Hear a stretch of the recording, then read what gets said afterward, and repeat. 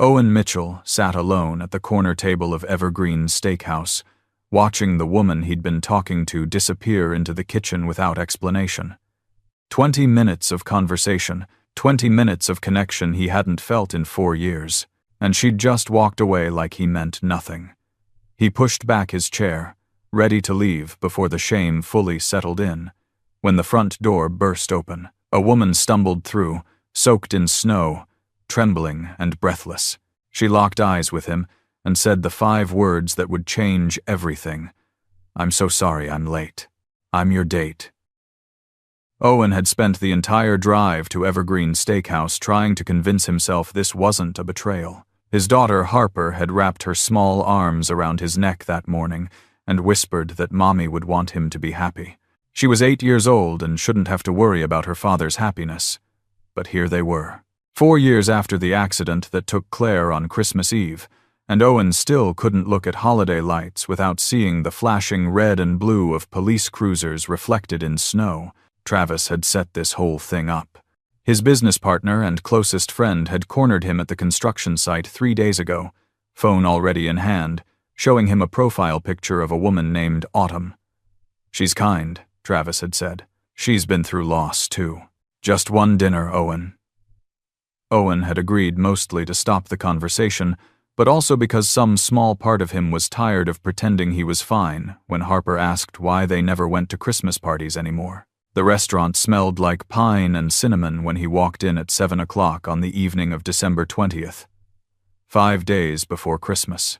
He'd worn the navy sweater Harper picked out, the one she said made his eyes look less sad.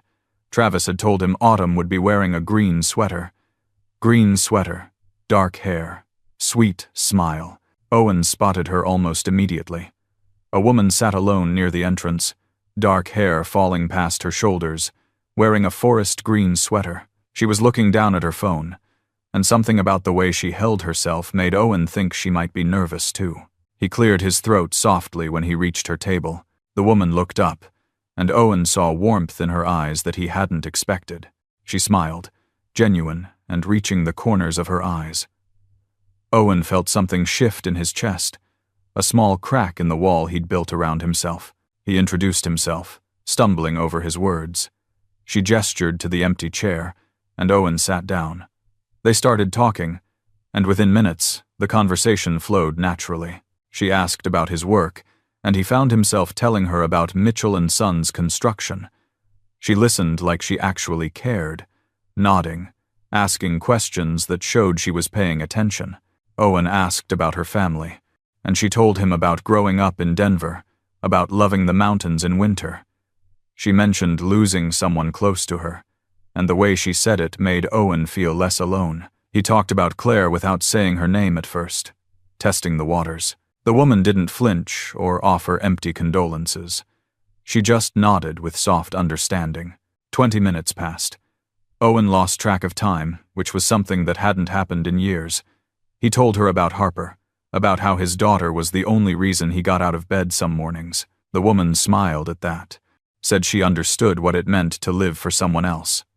Owen felt a connection forming, fragile but real. Then her phone buzzed. She glanced at it, and her expression changed. Something urgent flashed across her face, and she stood quickly. She apologized, said there was something she needed to handle, and walked toward the back of the restaurant. He watched her disappear through a door marked "Staff Only." Owen sat there, staring at the empty chair. Maybe he'd misread everything. Maybe she wasn't interested, and this was her polite way of ending the conversation. He should have known better than to hope. He was reaching for his coat when a young waitress approached. She had a nervous smile and asked if he was waiting for Miss Reed. Owen froze. The waitress explained that Miss Reed had called the restaurant about 30 minutes ago. Her car had broken down on Interstate 70 because of the snowstorm. She'd asked if someone could let her date know she was running late. The words hit Owen like a physical blow.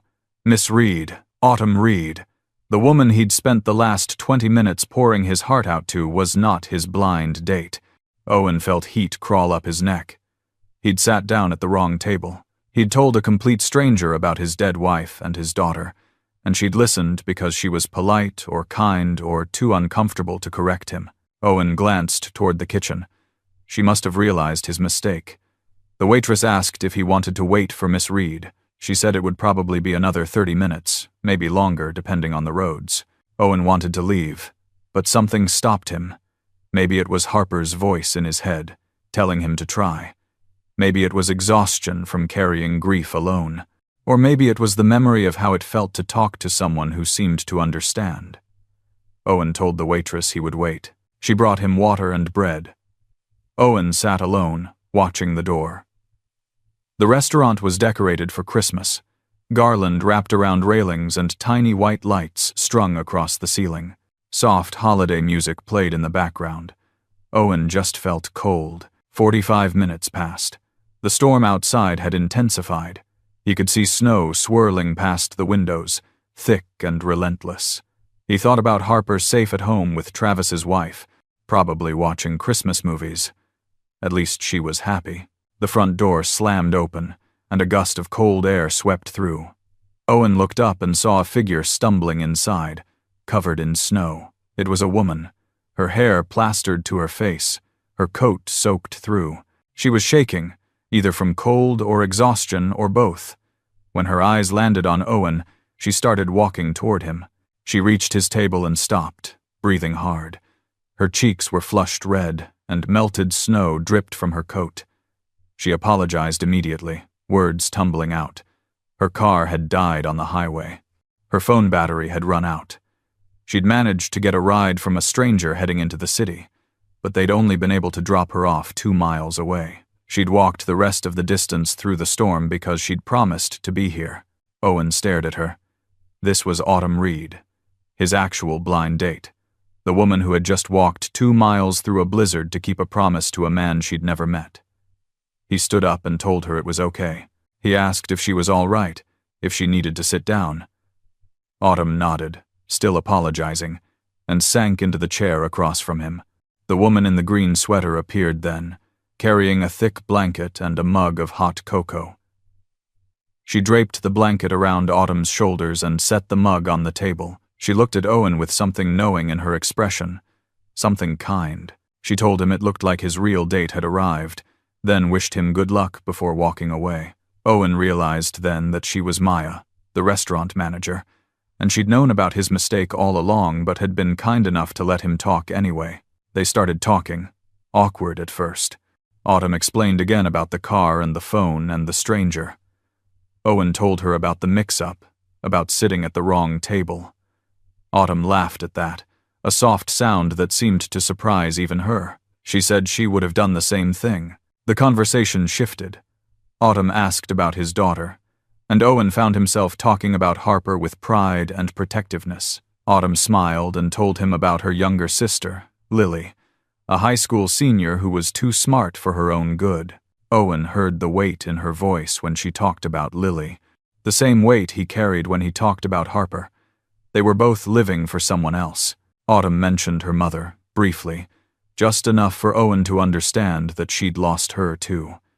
The grief in her eyes was familiar, and Owen felt that fragile connection start to form again. But this time, it was real. They stayed at the restaurant until 10 o'clock. The staff started cleaning up around them, but no one asked them to leave. Owen and Autumn exchanged phone numbers before they walked out into the cold. The snow had stopped, and the streets were quiet under a blanket of white. Owen offered to drive her home, and Autumn accepted. They didn't talk much in the car, but the silence felt comfortable. When he dropped her off at her apartment building, Autumn thanked him for waiting. Owen told her he was glad he did. She smiled, and for a moment, he thought about kissing her. But it was too soon, so he just said good night and watched her walk inside. He drove home thinking that maybe, just maybe, Harper was right. Maybe it was okay to try being happy again. Owen texted Autumn the next morning before he could talk himself out of it. The message was simple, asking if she and her sister wanted to come to his workshop that afternoon. Harper had been begging to make wooden ornaments for the tree. He hit send before he could overthink it. When Autumn replied yes immediately, Owen felt something close to excitement. He told Harper about the plan while she was eating breakfast, and she dropped her spoon into her cereal bowl, milk splashing onto the table. She asked if Autumn was the lady from the restaurant. Owen said yes, and Harper's face lit up. They arrived at 2 o'clock that afternoon, December 21st. Owen's workshop was attached to the house, a converted garage that smelled like sawdust and wood stain. Harper had already set up the workbench with scraps of pine and cedar, along with sandpaper and small jars of paint. Autumn stood on the porch with a girl who had to be Lily. The resemblance was there in the shape of their faces and the color of their hair, but where Autumn looked warm and open, Lily looked guarded. She had her arms crossed and her expression was carefully neutral. Autumn introduced them, and Lily offered a polite hello that didn't quite reach her eyes. Harper didn't notice or didn't care. She grabbed Lily's hand and pulled her toward the workshop, chattering about all the ornaments they were going to make. Lily let herself be dragged along, and Owen caught the smallest hint of a smile at the corner of her mouth. Autumn met his eyes with gratitude. The workshop became loud with Harper's voice and the sound of sandpaper scraping against wood. Owen showed them how to cut basic shapes, how to smooth the edges. Harper worked on a star, her tongue sticking out in concentration. Lily started with a simple circle, but within minutes she was asking questions about more complex designs. Owen handed her a template for a snowflake, and she bent over it with focus that reminded him of Autumn. Autumn worked beside Harper, helping her sand down the rough spots. She praised every small detail, and Harper glowed under the attention. Owen watched them together and felt something dangerous blooming in his chest. It looked too much like a family. At some point, Lily moved closer to Harper, showing her how to paint tiny details with a thin brush. The younger girl looked up at Lily adoringly, and Lily's expression softened. Autumn caught Owen's eye across the workbench and smiled, a smile that said she saw it too. They stayed until almost 6 o'clock. When it was time to leave, Harper hugged Autumn without asking permission first. She told her she smelled like cinnamon and asked if she could come back soon. Autumn promised she would, and Harper turned to Lily, suddenly shy, asking if they could be friends. Lily looked at her sister, then back at Harper, and said she'd like that. Owen drove them home because Autumn's car was still in the shop. When he pulled up in front of their apartment building, Autumn thanked him again. She told him she couldn't remember the last time Lily had smiled like that. Owen said he was glad. He watched them walk inside, already thinking about when he could see them again. The next day, December 22nd, Autumn invited them to her apartment to bake gingerbread cookies. Harper had been talking about it non-stop. Owen felt the same restless energy. He wanted to see Autumn again. Autumn's apartment was small, tucked into an older building on the east side of Denver. The furniture was mismatched but clean, and there were handmade decorations everywhere. Paper snowflakes hung from the ceiling, and a tiny artificial tree sat in the corner. It was the kind of place that felt like home despite its size. The kitchen was barely big enough for all of them, but they made it work. Autumn pulled out mixing bowls and measuring cups, and Harper immediately started cracking eggs with more enthusiasm than skill. Lily helped her clean up the mess, and Owen found himself standing next to Autumn, rolling out dough on the small counter. Their shoulders brushed, and neither of them moved away. Harper shaped her cookies into stars and Christmas trees, decorating them with so much icing that they were more frosting than gingerbread. Lily made hers with precision. Autumn worked beside Owen, cutting out shapes. She asked him about Claire, gently, and Owen found himself answering. He told her about the accident, about how it had happened on the way home from a Christmas party. He told her how he'd been working late that night, how he should have been in the car with her. Autumn didn't offer the usual platitudes. She just listened, and when he finished talking, she told him about her mother. She'd died 2 years ago from cancer, slowly and painfully, and Autumn had watched her fade away while trying to keep Lily from falling apart. She'd given up her own plans for college to take care of her sister. Owen understood. They stood there in the small kitchen, flour dusting their hands, and shared the weight of their grief with each other. Harper's laughter broke the moment, high and bright as she showed Lily a cookie shaped like a lopsided snowman. Later, when the cookies were cooling, Lily pulled Autumn aside. Owen pretended not to listen, but their voices carried. Lily told her sister that she could see what was happening, that Autumn liked this man and his daughter. She said she didn't want Autumn to give up anything else for her. Autumn's voice was soft when she replied, too soft for Owen to hear the words, but he saw the way Lily's expression tightened. There was something unsaid between them. Harper asked if they could stay for dinner. Owen looked at Autumn, who nodded. They ordered pizza and ate it on the floor of the tiny living room because the table wasn't big enough for 4. Harper sat next to Lily, telling her stories about school and friends. Lily listened with patience that came from practice. When they finally left, it was after 9 o'clock. Harper fell asleep in the car, and Owen carried her inside and tucked her into bed. She mumbled something about Autumn being nice. Owen kissed her forehead, then went downstairs and sat in the dark living room. He thought about Autumn's apartment, small and full of handmade things. He thought about the way she looked at Lily, like she'd do anything to protect her. And he thought about how dangerous it was to start hoping again. December 23rd arrived with fresh snow and clear skies.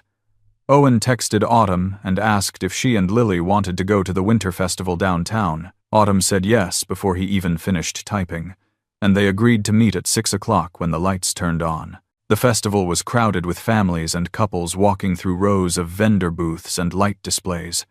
Harper held Owen's hand on one side and Lily's on the other, swinging between them. Owen felt the familiar pang of loss, but it was softer now, dulled by the warmth of Autumn walking beside him. They stopped in front of the enormous Christmas tree in the center of the square. It had to be 40 feet tall, covered in thousands of white lights and ornaments donated by local schools. Harper stared up at it with her mouth open, and Lily stood beside her, equally mesmerized. Harper turned to Autumn and asked if she was going to stay with them. The question came out of nowhere, innocent and direct. Autumn looked startled, and Owen felt his heart stop. Harper clarified, asking if Autumn was going to come back and visit them again, or if this was the last time. There was fear in her voice, the kind that came from losing someone before. Autumn knelt down so she was eye level with Harper. She told her she wasn't going anywhere. She promised she'd come back as many times as Harper wanted her to.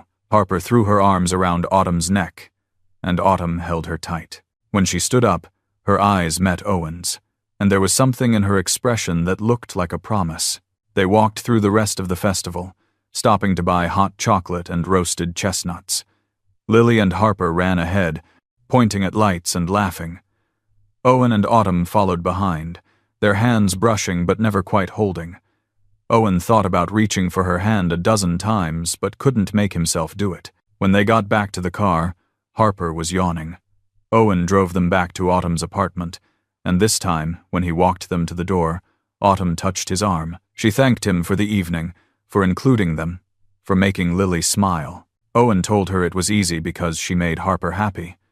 They stood there in the cold hallway, close enough that Owen could see the snowflakes melting in Autumn's hair, and he almost kissed her. But Lily opened the door then, and the moment broke. Owen drove home thinking about promises and how easy they were to make and how hard they were to keep. He thought about Claire and the promises he'd made to her. He thought about Harper and the promise he made every day to keep her safe. And he thought about Autumn and the promise in her eyes. He wanted to believe in second chances. Christmas Eve morning arrived bright and cold. Owen woke up to Harper jumping on his bed, telling him it was Christmas Eve and they needed to make pancakes. He dragged himself downstairs and started breakfast, letting Harper crack the eggs and stir the batter. She talked non-stop about Autumn and Lily, about how maybe next year they could all celebrate Christmas as a family. Autumn called while they were eating. She asked if she could come over to make breakfast with them, said she had a recipe for cinnamon rolls her mother used to make. Owen said yes without thinking, and an hour later, she was standing in his kitchen, flour on her hands and a smile on her face. Harper attached herself to Autumn's side immediately. The kitchen smelled like sugar and cinnamon, and Harper was covered in dough by the time the rolls went into the oven. Autumn helped her wash her hands, laughing at the younger girl's running commentary. Owen stood back and watched them together, and he felt something shift inside him. It wasn't just hope anymore. It was something deeper, something that felt like the beginning of healing. They ate the cinnamon rolls at the kitchen table, warm and sticky and perfect. Harper declared them the best thing she'd ever tasted. Owen poured coffee for both of them, and they sat there in comfortable silence while Harper ran off to play. Autumn looked around the kitchen, taking in the family photos on the walls. She told Owen his home felt warm, felt lived in. Owen said it was because of Harper, that she kept him from disappearing into the grief. Autumn understood. She told him about the early days after her mother died, how Lily had barely spoken for weeks, but they'd survived, and now Lily was thriving in school, talking about college and the future. Autumn had sacrificed her own dreams to make that happen, but Owen could hear the exhaustion in her voice. They were still sitting at the table when Autumn's phone rang. She glanced at the screen, and Owen saw her expression change. It went from relaxed to tense in the span of a heartbeat. She answered, and Owen could tell from her side of the conversation that it was important.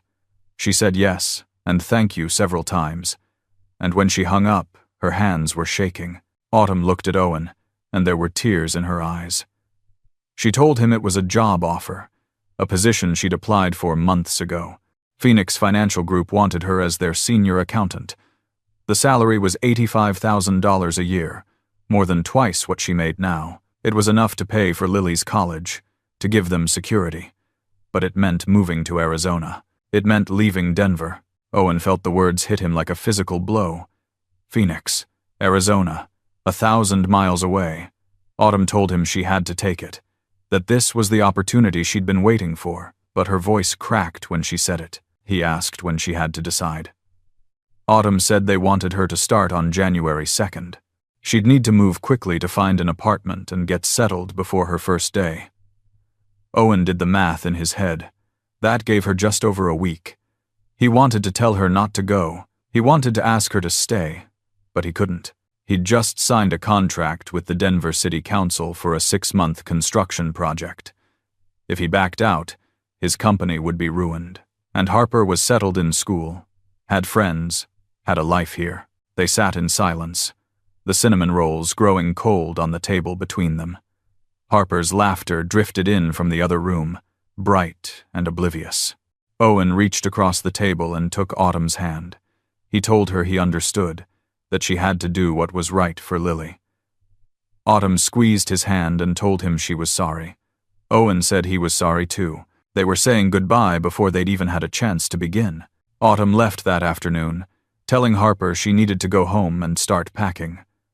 Harper asked when she'd see her again, and Autumn promised it would be soon, but Owen heard the lie in her voice. He walked her to the door, and they stood there looking at each other. Autumn touched his face, her hand warm against his cheek, and told him she wished things were different. Owen said he did too. Then she turned and walked away, and Owen closed the door and leaned against it, trying to remember how to breathe. Harper came running, asking where Autumn went. Owen told her she had to go home. Harper asked if she was coming back tomorrow for Christmas. Owen said he didn't think so. Harper's face fell, and she asked why. Owen knelt down and pulled her into a hug. He told her Autumn had to move away for work, that it was a good opportunity. Harper asked if they'd ever see her again. Owen said he didn't know, and the truth of that answer broke something inside him. That night, Harper cried herself to sleep. Owen sat in her room, stroking her hair and telling her it would be okay, even though he didn't believe it himself. When she finally fell asleep, he went downstairs and sat in the dark living room, staring at the Christmas tree. The wooden ornaments from his workshop hung on the branches, the ones Harper had made with Autumn and Lily. Owen reached out and touched the star Harper had painted, and he thought about how quickly hope could turn into loss. Autumn and Lily left Denver on December 26th, planning to reach Phoenix and settle in before her January 2nd start date. Owen didn't go to see them off. He couldn't watch them drive away. Harper asked about them every day, wanting to know when Autumn was coming back. Owen answered as honestly as he could without breaking her heart more than it already was. Christmas had been quiet and sad. Harper had opened her presents with half her usual enthusiasm. They'd eaten leftover cinnamon rolls for breakfast, and Owen had burned his hand on the oven because he wasn't paying attention. Everything felt wrong without Autumn there. December 28th arrived with a weather warning. The news stations had been talking about it for days. A massive winter storm moving down from Canada that was supposed to be the worst in a decade. Schools closed early, and businesses sent workers home. Owen made sure Harper had everything she needed before the snow started. Travis called to check on them. Owen said they'd be fine. The storm hit around noon. Snow fell so thick that Owen couldn't see across the street. The wind howled against the windows, and the temperature dropped to dangerous levels. Owen kept checking his phone for updates, watching the weather alerts pile up. The roads were closed, the highways impassable. Harper's school had sent out a message saying the buses were running behind schedule because of the weather. Owen wasn't worried at first, but when 2 hours passed and Harper still wasn't home, he started to feel the familiar flutter of panic in his chest. He called the school, and they told him the buses were stuck on Interstate 70, just past the mountain pass. They were safe. The woman on the phone assured him, but they couldn't move until the plows came through. Interstate 70, the same stretch of highway where Claire had died. Owen felt the room tilt, and he grabbed the counter to steady himself. He hung up and ran to his truck. He had to get to Harper. The roads were barely visible under the snow. Owen's truck slid twice before he made it to the highway entrance, and when he got there, a police officer flagged him down. The cop told him the interstate was closed, that nobody was getting through until the storm passed. Owen tried to explain about Harper, about the school bus. The officer was sympathetic but firm. He said emergency crews were working on it, that the kids would be fine, that Owen needed to go home and wait. Owen sat in his truck on the side of the road, watching snow pile up on his windshield. He couldn't go forward, and he couldn't go back. He was stuck, just like 4 years ago when he'd gotten the call about Claire. His hands were shaking when he pulled out his phone. He scrolled through his contacts. His thumb hovered over Autumn's name. He typed the message without thinking. Harper was stuck on Interstate 70, the same place Claire had been. He couldn't get to her, and he needed help. He knew Autumn was far away, knew she couldn't do anything, but he sent the message anyway because he didn't know what else to do. Owen sat there for 15 minutes before his phone buzzed. Autumn's response was 3 words. She said she was coming. Owen stared at the screen, not understanding, but his phone rang then, and it was Autumn's voice on the other end, tight with determination and fear. She told him she'd never actually made it to Phoenix. She and Lily had only gotten as far as Colorado Springs before Lily got sick with a bad flu. They'd checked into a hotel to wait it out, planning to finish the drive once Lily felt better. But now Autumn was getting in the car, and she was heading north. Owen tried to tell her not to come, that the roads were too dangerous. Autumn cut him off. She told him Harper needed her, and that was all that mattered. Owen heard the tremor of fear underneath the determination. He wanted to tell her to stay safe, to turn around, but he couldn't make the words come out because he needed her to come. Autumn hung up, and Owen sat in his truck, praying. He prayed that Autumn would make it safely, that Harper would be okay, that he wouldn't lose anyone else. The cop knocked on his window and told him he needed to move. Owen drove home in a daze. Travis showed up an hour later, letting himself in with the spare key. He found Owen sitting on the couch in the dark, staring at his phone and waiting for news. Travis sat down beside him and didn't say anything for a long time. When he finally spoke, he told Owen that Harper would be fine, that kids were resilient. Owen wanted to believe him. Owen's phone rang at 6 o'clock. It was a number he didn't recognize. A woman's voice told him the children were safe. The buses had been cleared, and they were bringing the kids to a warming station at a fire department near the highway. Parents could pick them up there. Owen was in his truck before the woman finished talking, with Travis shouting after him to be careful. The fire station was crowded with parents and crying children when Owen arrived. He pushed through the crowd, searching for Harper's face. He found her sitting on a bench near the back, wrapped in an emergency blanket and holding a cup of hot chocolate. She looked small and scared, but she was alive. Owen ran to her, dropping to his knees and pulling her into his arms. He held her so tight she complained that he was squishing her, but he couldn't let go. Harper pulled back and looked at him with wide eyes. She told him autumn had come.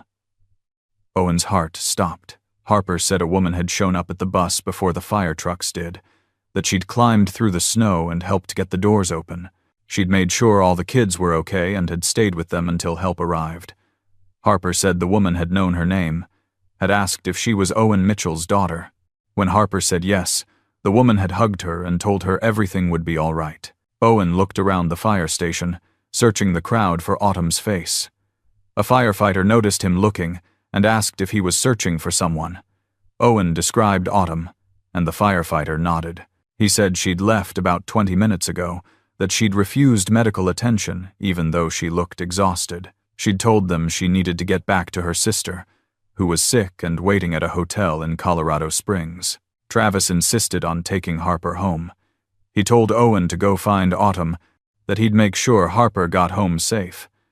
Owen drove south through the clearing storm. Autumn had come. She'd driven through the worst blizzard in a decade, faced down her biggest fear, and saved his daughter. And he'd let her walk away without even saying thank you. The hotel was a small chain off the highway. Owen found Autumn's room number from the front desk clerk. He knocked on the door, and Lily answered. She looked tired and pale, remnants of the flu still visible in her face. She recognized Owen immediately and stepped aside to let him in. Autumn was sitting on the edge of one of the twin beds, staring at her hands.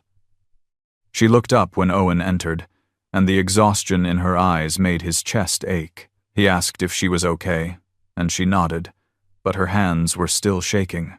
Owen sat down beside her and took those shaking hands in his own. He told her thank you, told her she'd saved Harper's life. Autumn shook her head and said she'd had to come, that she couldn't have lived with herself if something had happened. Lily cleared her throat from across the room. She told Owen there was something he needed to know. Owen looked at her, and Lily pulled an envelope from her backpack. She handed it to Autumn, whose hands started shaking harder. Lily explained that she'd gotten a scholarship, a full ride to the University of Colorado Boulder. The letter had come 2 weeks ago, but she'd hidden it because she knew Autumn would turn down the Phoenix job if she found out. Lily had thought she was helping, but watching Autumn cry on Christmas Day had made her realize she'd been wrong. Autumn stared at the letter, tears running down her face. She asked Lily why she hadn't said anything sooner, and Lily's voice broke when she answered. She said she was tired of Autumn sacrificing everything for her, tired of being the reason her sister couldn't be happy. She told Autumn she deserved to have a life, too, to fall in love, to build something for herself. The scholarship meant they could stay in Denver. It meant Autumn didn't have to take the Phoenix job if she didn't want to. Owen felt hope bloom in his chest. He asked Autumn what she wanted to do, and she looked at him with those tear-filled eyes. She said she wanted to stay, but she couldn't use the scholarship as an excuse to give up a good job. She still needed to support them both, still needed to make sure Lily had everything she needed beyond just tuition. Owen told her about an idea he'd had. His company was growing and needed someone to manage the finances properly. Travis had been handling the books, but he was terrible at it. They'd been talking about hiring a real accountant for months. Owen explained that it would be a legitimate position, senior financial manager for Mitchell & Sons Construction. The salary would be comparable to what Phoenix had offered, maybe slightly less but with room for growth. There would be benefits, health insurance, retirement contributions. It wasn't charity. It was a real job that his company genuinely needed. Autumn looked at him for a long time, searching his face for something. She asked if he was sure, if this was really what he wanted. Owen told her he'd never been more sure of anything in his life. He said he wanted her to stay, wanted Harper to have her in her life, wanted to see where this thing between them could go if they gave it a real chance. He told her he was terrified of losing someone again, but he was more terrified of never trying. Autumn's answer was to kiss him. It was soft and tentative, her lips cold from the storm and tasting like salt from her tears. Owen kissed her back, his hands coming up to cup her face, and for the first time since Claire died, he felt like he was allowed to be happy. Lily made a sound that might have been a laugh or a sob, and when they pulled apart, she was smiling through her own tears. They drove back to Denver together the next morning, December 29th. The storm had passed, leaving the city covered in fresh snow that sparkled in the sunlight. Harper was waiting at home with Travis, and when she saw Autumn walk through the door, she screamed and ran into her arms. Autumn held her tight, promising again that she wasn't going anywhere. Harper asked if that meant Lily was staying too, and when Lily confirmed it, Harper grabbed her hand and dragged her off to show her something in her room. Owen and Autumn stood in the entryway, watching the girls disappear upstairs. Travis clapped Owen on the shoulder before letting himself out. Autumn leaned into Owen's side, and he wrapped his arm around her shoulders.